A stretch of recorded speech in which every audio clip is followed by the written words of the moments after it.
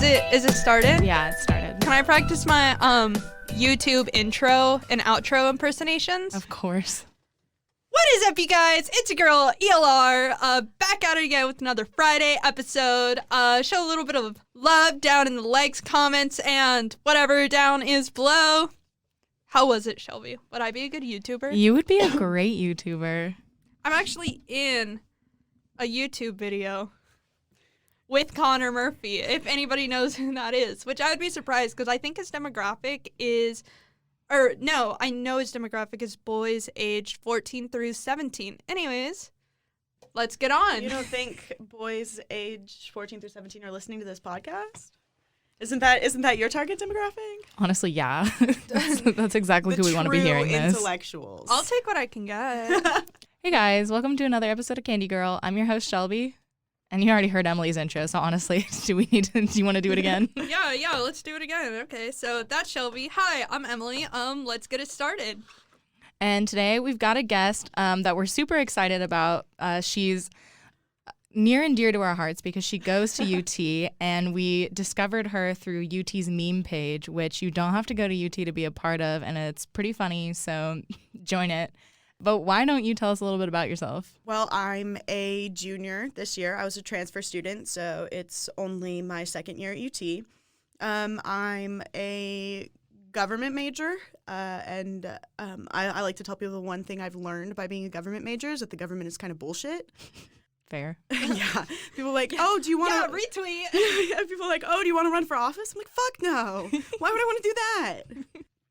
I want to go into nonprofit work. That's my goal. And since, I guess, I'd have to say last semester, since reading a lot of feminist theory and like bell hooks and world making and all of these different things, I realized that the nonprofit work I want to do is really related to my sex work. So I want to sort of pursue those together and do, work with issues that are related to sex work or just related to some of the violences, stigmas, and issues that are tangentially related. Like, I'm not going to say, BDSM causes domestic abuse, but, lack of information, lack of knowledge, lack of education, all of those different issues that relate the kink community and sex work with women's issues, domestic violence. Yeah, I'm going to go ahead and insert myself and say, please don't say BDSM leads to domestic violence. I'm worried my boyfriend will stop choking me in bed.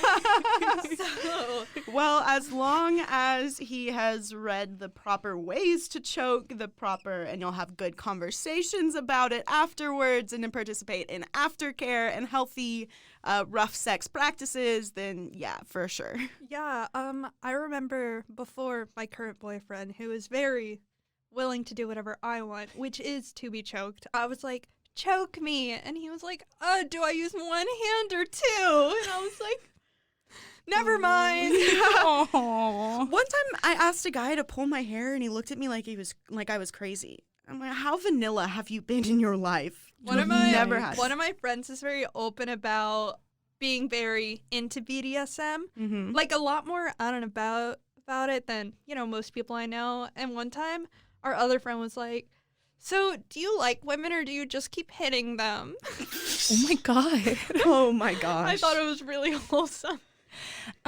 So to provide a little bit of context, would you tell us your side of the story of what happened in the meme page? Okay, so the meme page is called UT Long Memes for Hornsy Teens, for anyone that does want to look it up, which also I think for Hornsy Teens is just the perfect sort of segue into what happened was I'm in an online English class with has like 800 students. They sent out a group me, so there were about 450 people in the group me.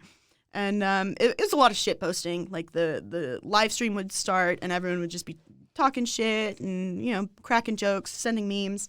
And I posted my OnlyFans link because I had thought about doing it the week before. I was like, what if I did that? Like it would be funny, first of all. I think it would be absolutely hilarious. It would definitely get me some exposure. I mean, I know it's mostly broke college students, but I'm sure there are a couple people, and there were people there willing to toss $5 on some good porn. Aw. Wait, how? Good for them. How many people after you posted? Did you notice a surge after thing? I mean, I've been having a pretty steady incline recently in follower count, but it was definitely like the day after I got a lot more than I normally have, and I've been pretty steadily getting more at an increased rate since then. Okay, I definitely want to come back to demographics and count after you finish telling your side of the story. Yeah, so I posted that in the group me. And of course there were a lot of I think the first response was yikes, and that one got like 20, 25, 30 likes, which, I definitely give merit to. I think it was yikes to a lot of people. I think it's hilarious. I don't give a fuck if people think it's yikes. I think most people see the humor in it. So someone screenshotted that and then posted it on the UT meme page, and they blurred out. They didn't do a very good job of blurring out the names at first. Like, they blurred out my name on the message where I sent the OnlyFans link, but then I sent another message like a few messages down, and they didn't blur it out.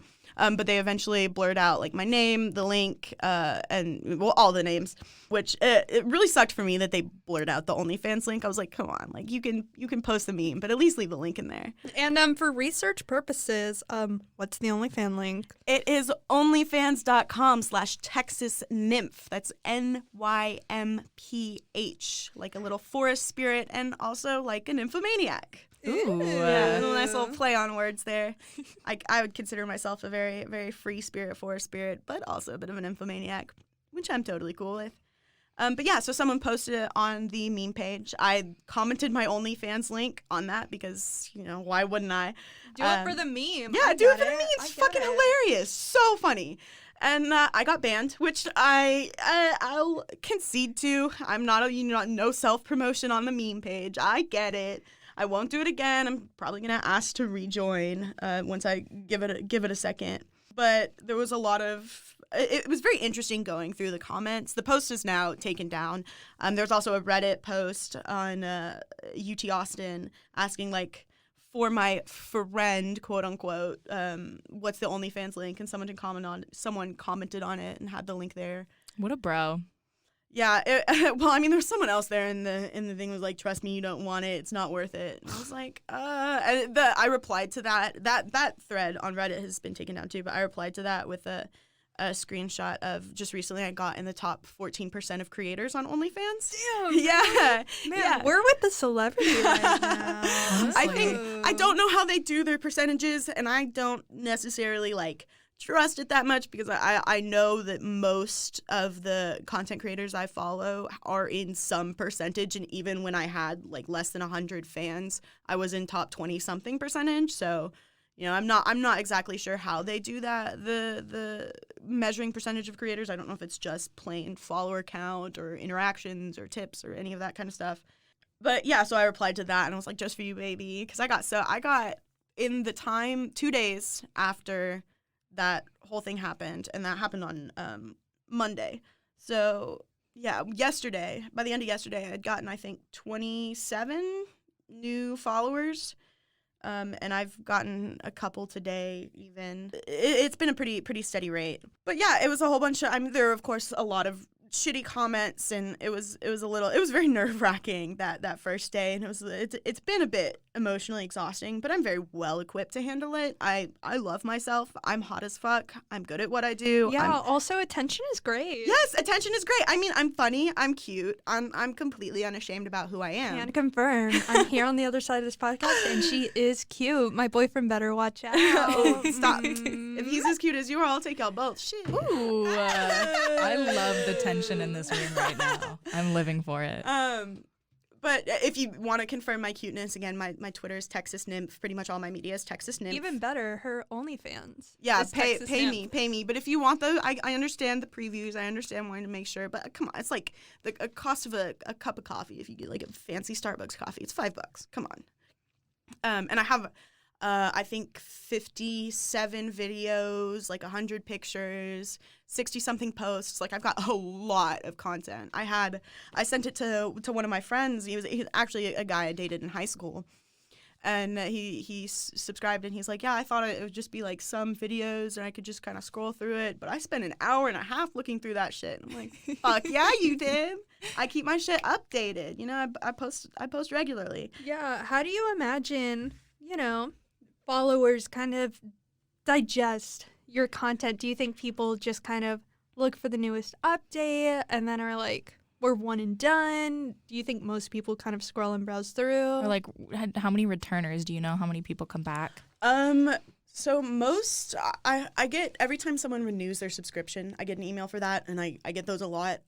Most people, I know, I've had actually, I had a bit of a time period back when I had probably around like 40 followers. There was I had a bit of a depressive episode, and I wasn't posting as much content, and one of the people who had messaged me semi-regularly was like, hey, like, you know, your stuff is great, but it's just not reasonable to pay for someone who's not uploading new videos, blah, blah, blah. And then a little while later, they actually came back and resubscribed, and they messaged me. They're like, hey, like, I know I unsubscribed, but no one else was really doing it. They just didn't feel real, all of that. So I've got some people that are, like, pretty committed. Wow. That's good. And I've got people that talk to me regularly. I had one guy who started talking to me on them. I would send him a few custom videos, and he would send me, like, $100 a week, and we would just kind of text every so often. Ooh, can we call your fan base Texas Nymphos? Oh my gosh. Nymphos out. That is so cute. Yes, Texas Nymphos. That's so cute. Yeah, Yes. shout out to all you nymphos out there. Fuck yeah, my fellow nymphos. So why an OnlyFans as opposed to like a ChatterBait? I do actually have a ChatterBait as well, and that's the only one where my username is different. It was the username that I started with, which was Sticky Sweet 420, which was from Def Leppard. Nice. Pour Some Sugar on Me. Which is a song that I really love. I really liked Rock of Ages, the musical. I'm a very big theater family, and I just that song I remember specifically from the musical, and the just your hot, sticky, sweet. Yeah, no, God, Okay. that was awful. But yeah, that's what it originally was. And I enjoy streaming, I guess, to some degree.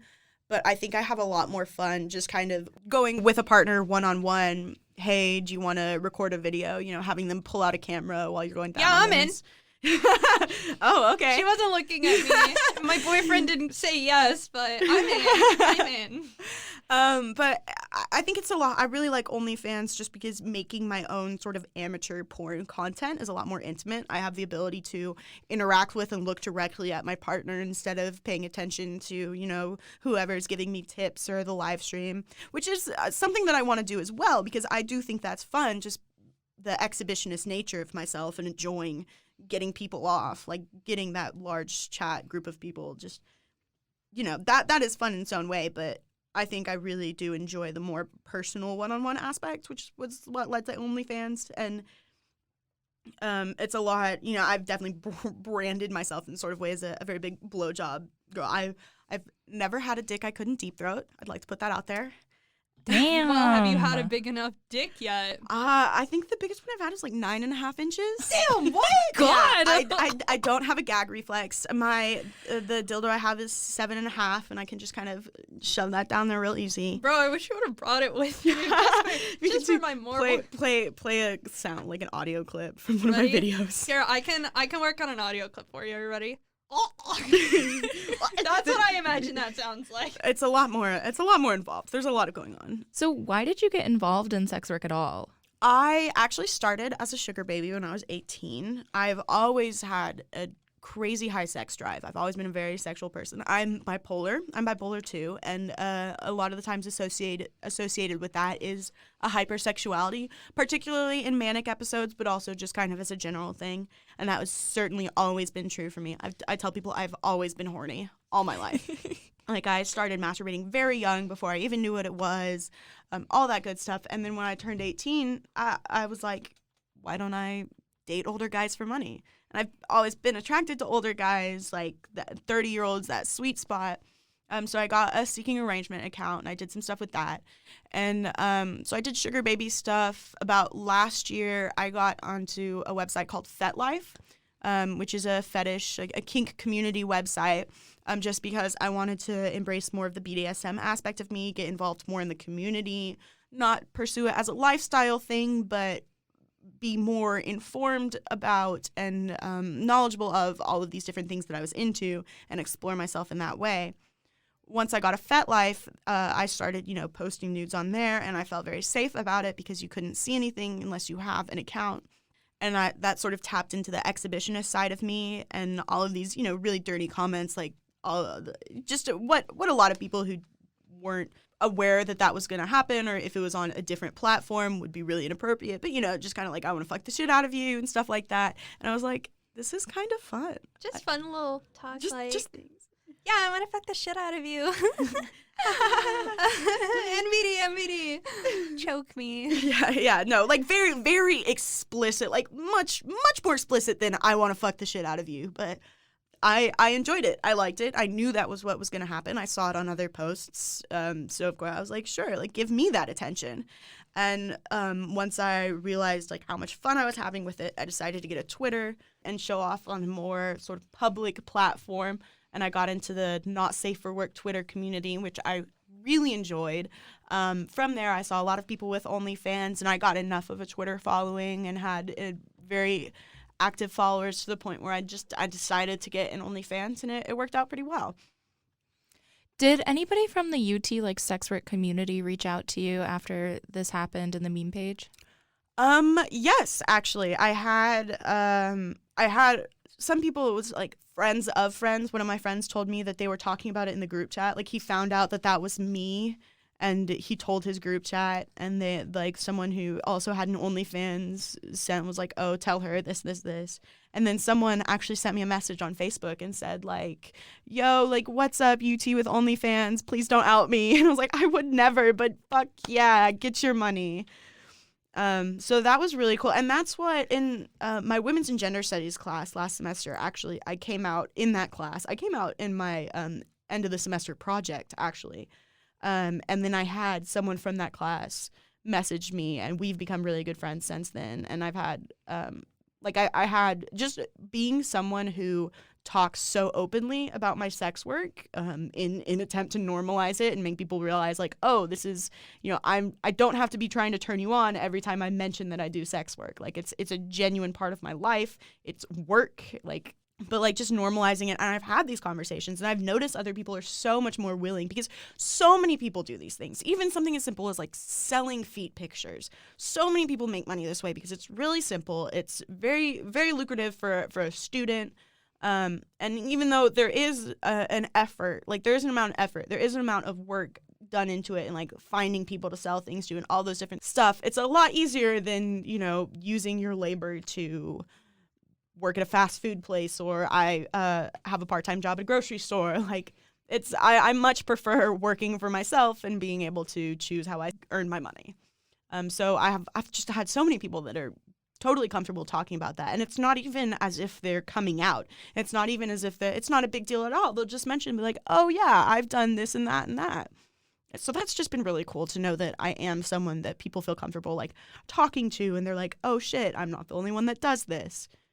That is really interesting. That's also like cool of the community to reach out to you, and I think that's so cool. Yeah, that's one of the things that I love about being so vocal about my work is I just the number of people that I have had reach out to me, and even on Twitter, like being in the Austin area or branding myself as from Texas. I put my region. They know what area of the country I'm in. So people that are in Texas aren't afraid to be like, oh, like you and me, we're both from Texas. We both do, like we both post explicit material, or we both do sex work, or we both do these things. It creates a really beautiful sense of community, just even if I don't know them personally, or even if we have like a very, very small sort of connection. It's just that reminder that, we're not the only ones that are doing it. We're not the only ones that are dealing with the stigma and the struggle and all of those different things. I love that. It's like a sex positive sorority. So Aw. Yay. Except So not you at don't have all. to pay money to be in it. That's even better. Yeah. You Anyway. earn money being in it. Anyways, can you tell them to reach out to us too? We'd love to talk to them. I will absolutely give recommendations. Fuck yeah. This is not a question that I would typically ask, but you seem like really knowledgeable about your field. Mhm. And obviously, like, we're a sex positive podcast and we're pro sex work. But somebody posted recently that sex work isn't considered work because it's not productive. And I kind of wanted to hear your opinions on that. What? That's stupid. is my initial opinion. I agree. Yeah, when I'm horny, I gotta get it out, or else I'm really not productive. Well, you know what I'm it's- saying? Has this person ever watched porn? That's my question. Is the person who's saying sex work isn't productive ever watched porn? If the answer is yes, or if anyone in their life has ever watched porn, which I guarantee the answer is yes, then their argument just has no basis. They call it the oldest profession, prostitution, the oldest, most, I guess you could say, pure form of sex work, what people think of when they think of sex work. What people think of when they think of sex work, which is problematic in its own way. But, like, it's always existed. If it wasn't productive, then it wouldn't have been such a constant in all of history. People like sex. People are horny, period. Like, we have to accept that as a truth if we're ever going to move forward as a society in terms of how we think about sex. So to say that sex work isn't productive is bullshit. Yeah, I mean, I agree entirely. I felt like you would have a good opinion on this. The person that posted this was part of like this radical feminist group that I went to one meeting and I was like, oh, I can't be part of this. This is too intense for Didn't me. you go to that meeting on accident? Yeah, I didn't realize it. I thought we were gonna do like a cute little sit-in, but we were all wearing masks and yelling, and I was like, this is not what I thought it was gonna be. So got out of that really Not quickly. only that, a radical feminist group that is sex negative. Yeah, well, they're sex work negative. They think that they were saying that a small majority of sex workers are people who do like OnlyFans or porn, and the majority of sex workers are like unwilling prostitutes and low income women of color. So I mean, I don't know exactly where they got that information, but I figured you're in government and you seem to have a pretty good understanding of how sex work works under a capitalist system. Well, I mean, it's just I can understand the misconception that the majority of sex work is coercive, and that argument holds its merit only in the fact that, in my opinion, in under capitalism, all labor is coercive. Money is coercive, period. Anything to earn money, like you work a job because you don't want to be poor. So why should we prevent or shame these women who do choose to earn money in this way through sex work just because there are also a lot of women who are being forced to do it? Those are two separate categories, and they're two separate groups. And as someone who chooses to do sex work voluntarily and wants to put my effort towards those who are forced into it, like, I'm sure all of the women who are choosing to do sex work would never compare themselves to a trafficked woman or to a woman that is being forced into this industry or under the control of an abusive, like, pimp or any other sort of thing like that. But it's just that sort of attitude is the exact thing that makes women more likely to be forced into it. If they're poor and they're trying to start out in some sort of, manage themselves, getting a seeking arrangement or an OnlyFans, or deciding to learn how to be an exotic dancer, and that them not being the attitude that we shouldn't focus on healthy and productive sex work will then lead to them being more susceptible to coercion, to dangerous situations. The way to combat coerced sex work is with information, education, just access of resources. All of these help sex workers. Yeah. Don't criminalize it. That's the biggest thing. The only thing, like, what's really unproductive is the criminalization of sex work is the real unproductive aspect of this whole thing. Yeah, to be fair, they did make the point in their they had a long post about it, but in the post they did make a point that we do support the decriminalization of sex work, which I agree with as well. I didn't agree with the post either. Their solution was also like overthrow the government, establish a socialist regime, which I think is a great idea, but like is not realistic. So, Yeah. Oh, yeah. So I think we should figure out the best way to function under capitalism as far as sex work goes, instead of just trying to end it completely. Yeah, plus you can still have a non-sex work job and a sex work job and be poor. So Yeah. That's true. Oh, yeah.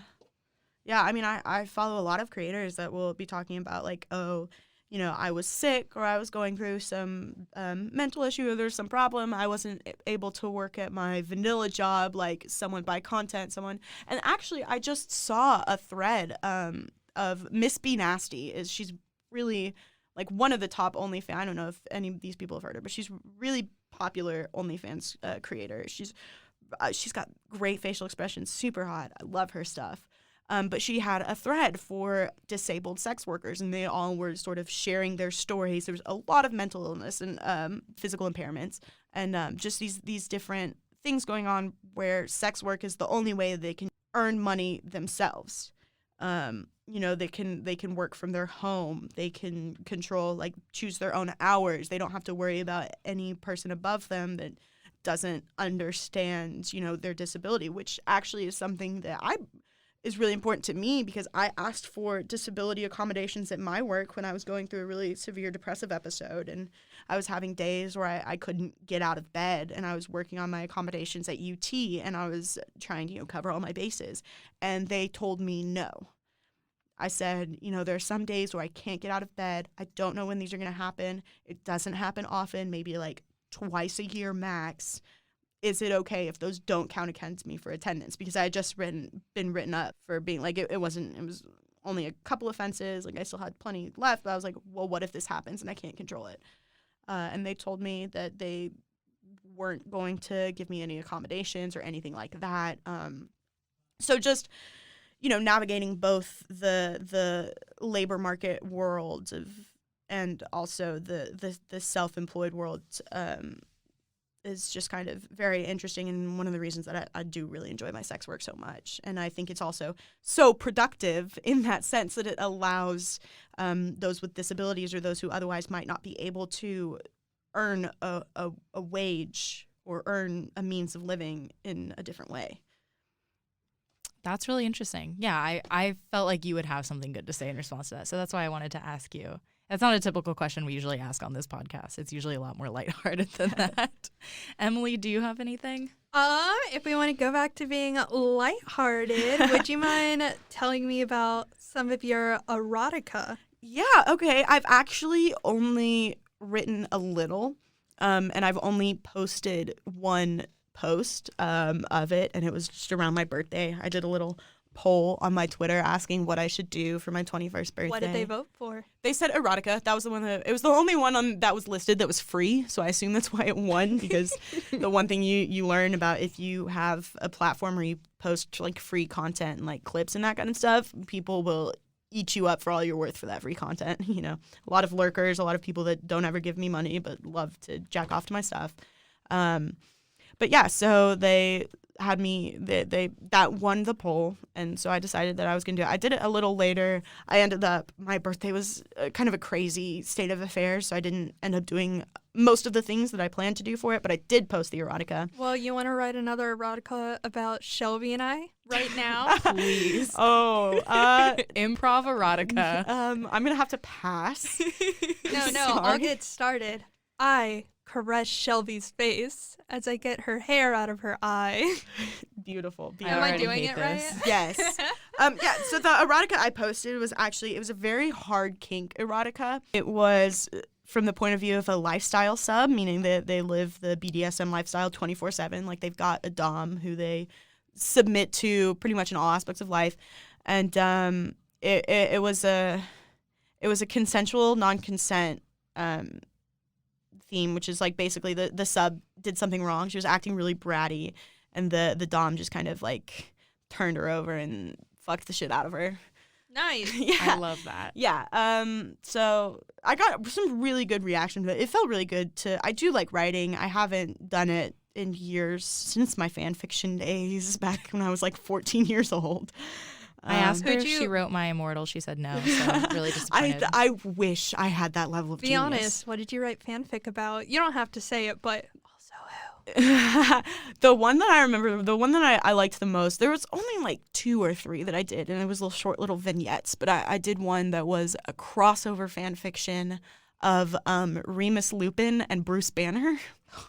Oh. Yeah, because, well, it was about this whole, like, oh, he's the only one that understands. I've got this monster inside of me that I can't control, and I don't know what to do with it. Ooh, and then they tamed each other. It was very sweet. It was very sweet, very gay. Oh, that's so I love awesome. that. It actually ended up, I didn't finish it or anything. It was only a couple. It was from a different POV, but it ended up with just Bruce's POV, him being, like, absolutely pissed, finds out about Tonks and Remus marrying Tonks. And just can't wrap his head around, like, well, how could such some... Basically, it was the whole Harry Potter aspect where we've gone into fan fiction now, but where Remus was having so much trouble with Tonks wanting to be with him, I sort of contributed that to Bruce's, like, but we're monsters, like, we only have each other, we're the only ones that understand each other. Yeah. I love that. I just think that's so great. That was probably my favorite one that I've done. And the idea for that was actually, my friend gave it to me, or was saying, like, oh, what if Bruce Banner and Remus Lupin were lovers? And I was like, I will write the fan fiction. And I did. But yeah, so I want to write more erotica, and I also especially want to write, like, now that I've written a scene with my sort of hard sub side, I want to write to my hard dom side, because I am very much a hard switch. I identify most as a sadomasochist, actually. That's my role on Could you FetLife. explain that a little bit for listeners who might not know what that Yes, is? absolutely. So, BDSM, first of all, just sort of starting at the beginning, stands for bondage and discipline, dominance and submission, and sadism and masochism. So the last two, sadism and masochism, are actually, funnily enough, sexual disorders under the DSM-5. So they're both categorized as like actual sexual disorders, which I think is a little, like, you're putting sadism and masochism right next to pedophilia, and I'm not a big fan of that. But I do understand that it is something that is deemed abnormal.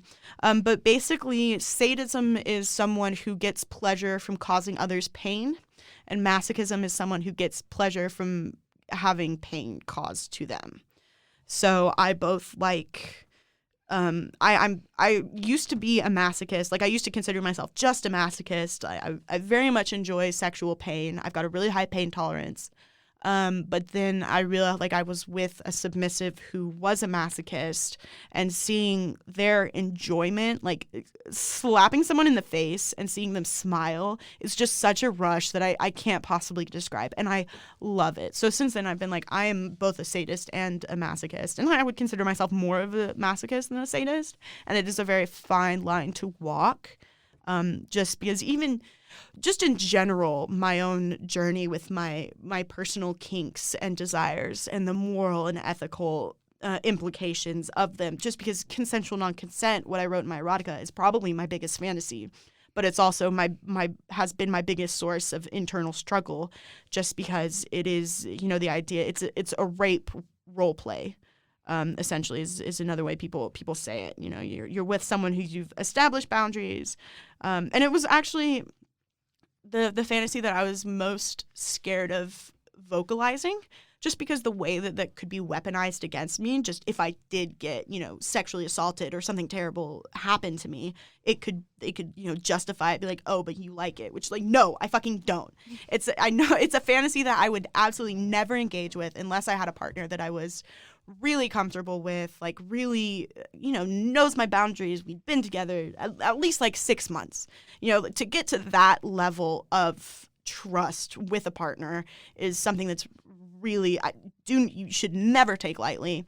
But yeah, so all of these kinks and these BDSM situations, which show, most of the time women in submissive positions and being subjected to violence. It's been a very big moral and ethical struggle. I don't remember when this question started. I was just asking what sadism was. Yeah, sadomasochism. Love yeah. that for so us. pain, pleasure, pain and pleasure all around. That's me.